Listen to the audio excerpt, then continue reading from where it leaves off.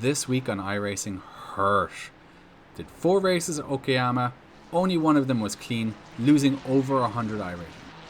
We're going to show you the clean race because that's the most interesting, but stick around towards the end of the video when we have a compilation of all the bad bits. I'm going to show you those as well, including a dirty move that I performed into the hairpin. So sit back, relax, and I hope you enjoy the video.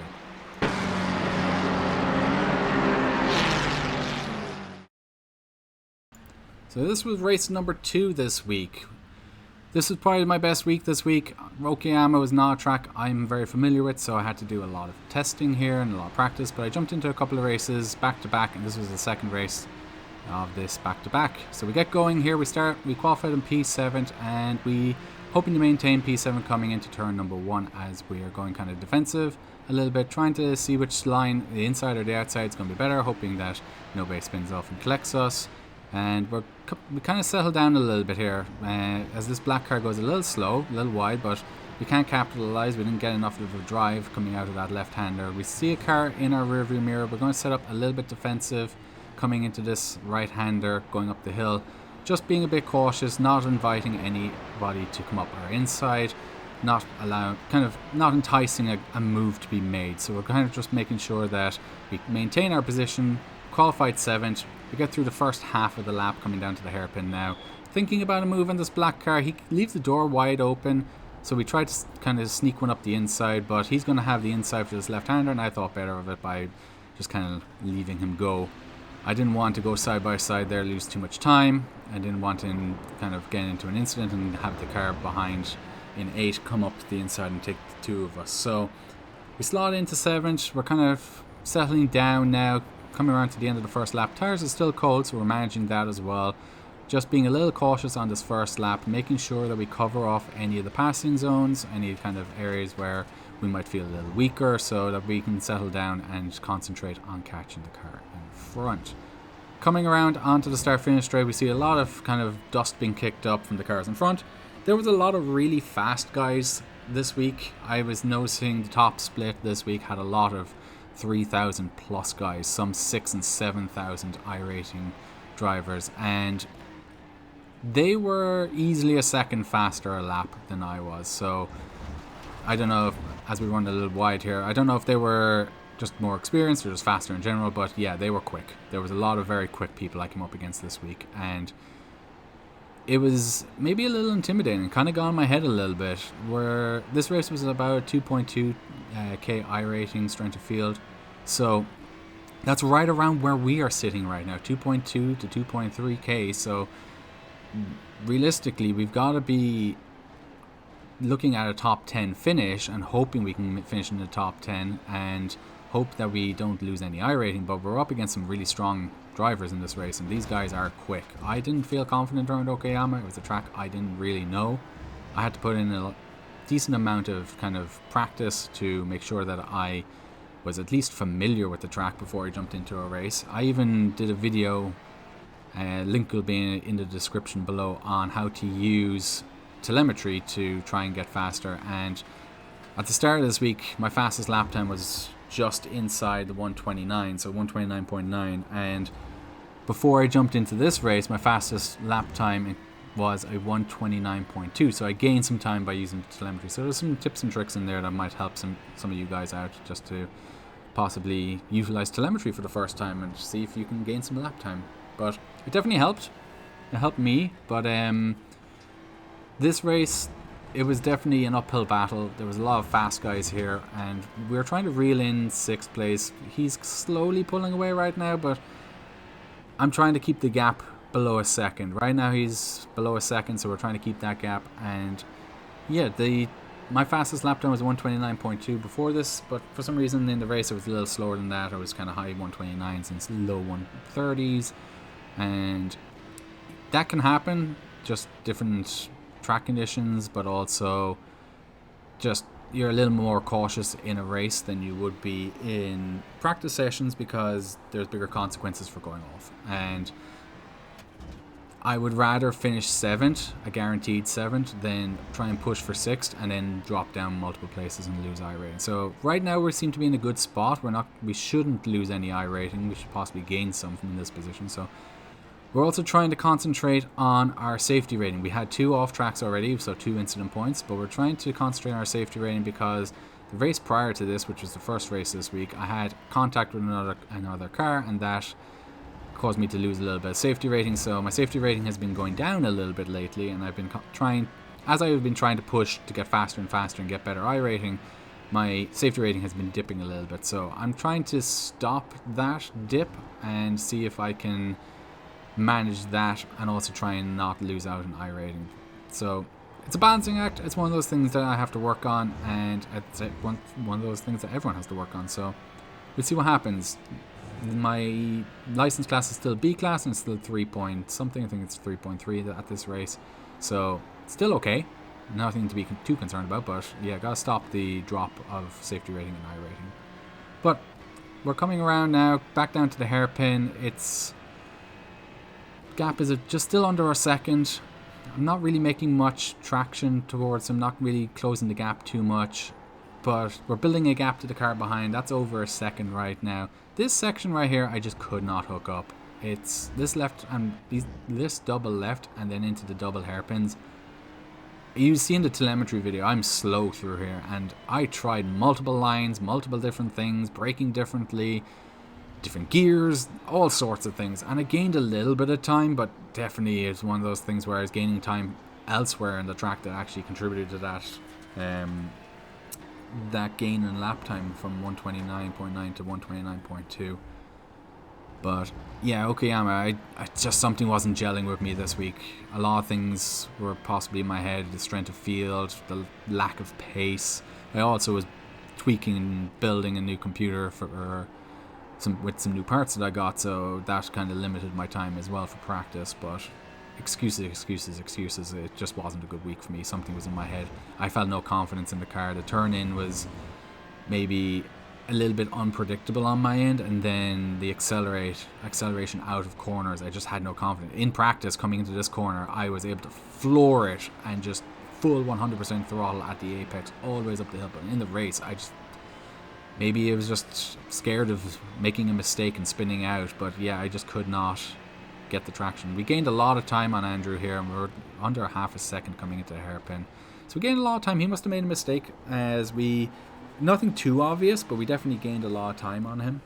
And we're seeing now if we can force him into another mistake that we could potentially capitalize on. We gained a little bit of time on him, so as you can see here, the gap was 0.3 at the hairpin, and then coming through these left-handers, it was just lost 0.2 of a second, 0.3 of a second. I just could not hook them up, and that's just something I need to work on for Okayama. But as I said, something was in my head, and I just didn't feel confident, and that's half the battle in racing, is feeling confidence. When there's tracks that I feel very confident in, I like Misano, and you saw in the last week video when I was racing around Spa, I just had no confidence, and again, that's the track I really know versus this track I don't really know, but I'm not quick, and when you in those weeks where you're not feeling quick, your confidence dips, and then it kind of compounds. I wonder what you guys do when that happens. Do you have any comments or suggestions on how to deal with that? It's certainly something that I struggle with.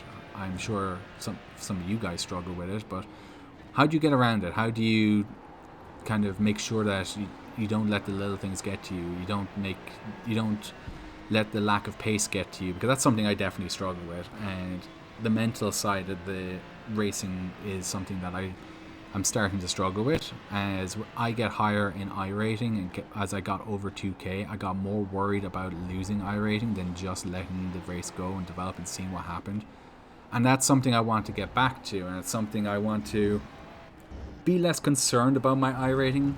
Obviously, it's going to be in the back of my head. You always want to try and maximize your iRating and safety rating gains and minimize your losses, but at the same time, I want to get back into that free-flowing, it'll be what it'll be kind of state where you're just racing and having fun. There's been a couple of times, especially this week, when I made a few mistakes along the way and it cost me big time, and it just was not fun. And I always say that no matter what you do, if it stops being fun, then why do it?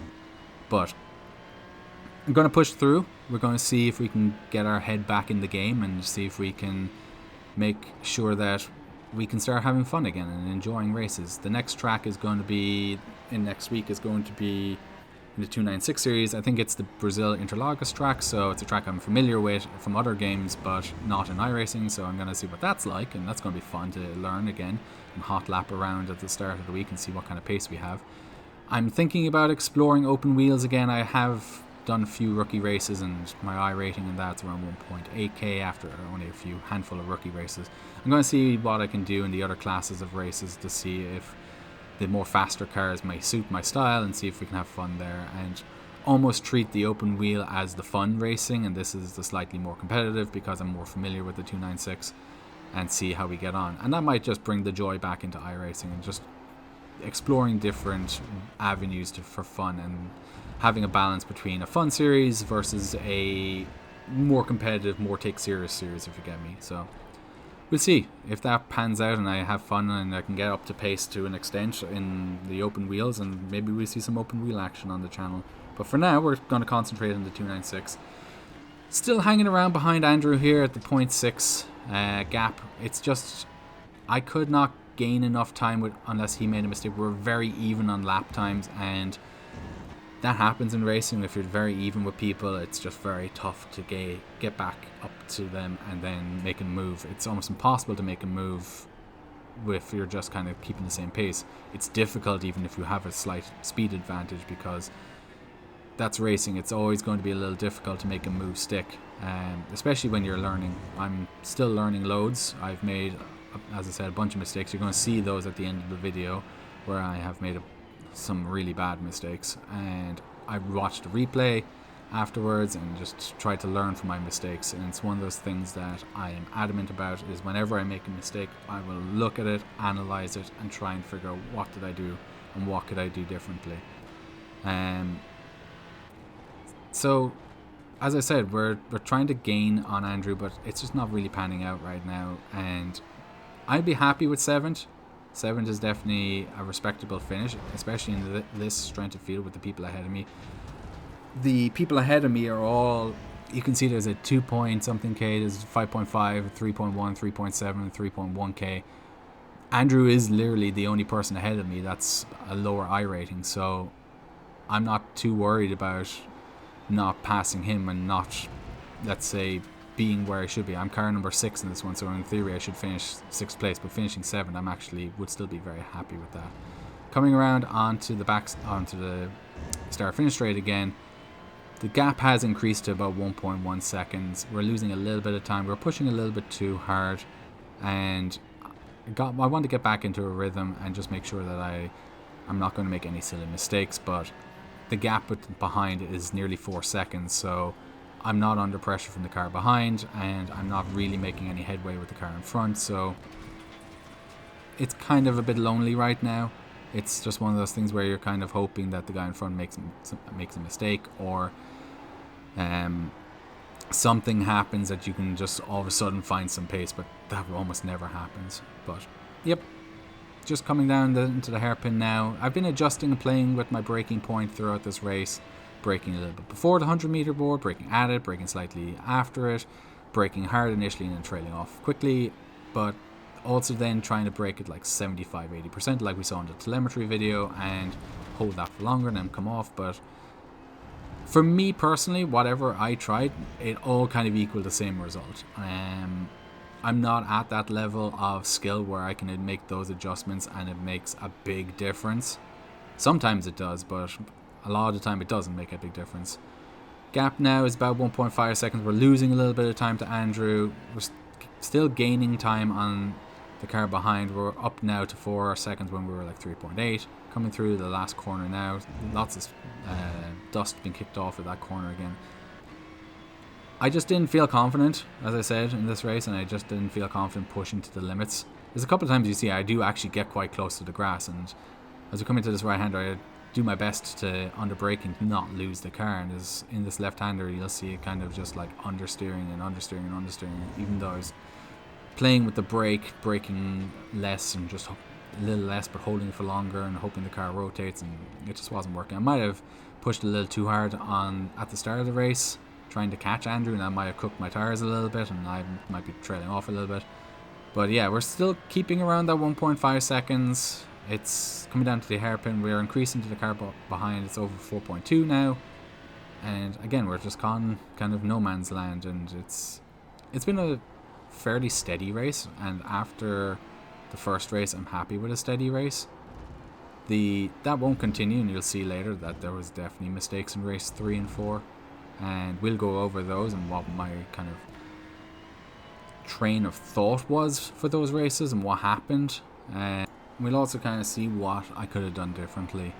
Coming through the left-hander here into this sharp right-hander, it's kind of a little squirrely on the exit. I was trying to get on the throttle as early as possible, trying to cut that corner as tight without incurring a slowdown penalty onto the start-finish straight. Again for one more lap. Still with the 2 incident points. Happy enough with only having 2 incident points at this stage in the race. They occurred pretty early on, so I'm happy with the fact that I was able to keep it kind of clean for the last 5, 6, 7 laps, whatever it has been since those incidents. Andrew here he takes a very different line than I do, and he's lost a little bit of time here. I've gained about a half a second on him, and that's those kind of openings that I was hoping for. But again, we just lost time here and there. So when we gained that time, as we get a big slide there, and that's what I was worried about in the race. But as we gain that time, we seem to make a little bit of a mistake like we just did. Maybe it's some overexcitement or a mental block or something going on that causes me to lose all this time that I gained. And even here, I lost even more time than the time I gained. So it's back up to about a second and a half as I'm really squirrely through here. This is the last lap of this race, and by this stage, I've raced around here twice. I'm getting tired. It's late at night. It's been a long weekend work, so got a bit scruffy towards the end. I knew I had plenty of time for the car behind, so I wasn't too concerned about being scruffy, but yeah, just as I got tired, the kind of pace went off and the kind of mistakes start to creep in. So yeah, we're going to come around the last corner here. It's going to be a 7th place. Happy enough with the result. Only 2 incident points. We are going to gain iRating. We gained iRating in race 1, gained iRating in race 2. Going to lose a ton of iRacing in race 3, and we lost a bit of iRating in race 4, as well as a ton of safety ratings. So we're going to get to those now. So race number 1, we're coming into the hairpin. I'm better under the brakes. We tried to lunge up the inside, catching him off guard. He turns in, we collide. Dirty move on my part. I damage him. I didn't realise until after the race, and I felt awful that he could not continue. So I put my hands up. I apologise for this one. I tried adding him on iRacing to apologise, but he didn't accept. So this is where karma comes and bites me in the ass. Race number 3, we coming around the last 3 corners and we touch a wheel onto the grass and spin out, colliding with the wall. We get damage and we don't have the opportunity to safely rejoin. We have to leave a bunch of cars go by, as you're going to see in a moment. And we try to get back into the pit lane when we can, and it's going to be an unsafe entry into the pit lane, which cost us 40 seconds, absolutely ruining my race. And that basically meant I finished dead last. So karma bit me real hard here. Race number 4, coming into the first corner, got tapped from behind, spun out, get collected by this green car, more wheel damage. Try to rejoin to see how bad the damage is, if we can get around, if it's going to be drivable, or if we're going to get a meatball. We don't get a meatball. We see a car on the right off the track. We're trying to get past him with the wheel damage, seeing how bad it is. Car sliding around a little bit, but it seems okay right now. Definitely going to hurt us in lap time. As we come up to this right-hander, absolute chaos ensues. Cars everywhere. Cars off the track, cars spinning, facing the wrong direction, cars colliding. Trying to navigate that without getting into too much trouble, which we do. So we're going to try and come down into the hairpin and minimize our losses on this one, but already off to a terrible start. So last incident from race number 4, where we're being hounded from the car behind, and we're going defensive, keeping an eye on our mirrors through these hairpins. And it's actually not going to be with this guy, but he's been. The reason I put it in here is I was keeping an eye on my mirrors. As we come through these last few corners, a car ahead of us actually goes off the track in the last corner. And as he's rejoining, I'm thinking, crap, he's going to spin again towards the right, so I hang it out towards the left. He spins to the left, absolute opposite of what I was thinking. I hit the brakes, tried to avoid him, but ran straight into the back of him. As we come down to the first corner, I have no steering, so I go straight off into the corner, and that's race over. I apologise profusely at the end of the race to this guy. He seemed pretty cool about it. It was totally my fault. So that wraps up a truly awful week in iRacing for me. I'm glad to see the back of Okayama. We lost over 100 I rating and over half a point of safety rating. So I'm looking forward to Interlagos next week to see if we can improve that and make sure that we can bounce back and do better. Any tips and tricks you guys have from me, put them down below. I'll read through them and hopefully they'll help me improve. I'm always on the lookout for any good tips and tricks, so comment down below. If you like this video, comment, like, subscribe. You know what to do. Helps the channel out immensely, and I hope to see you next week where we do better and get better results and have a better race overall.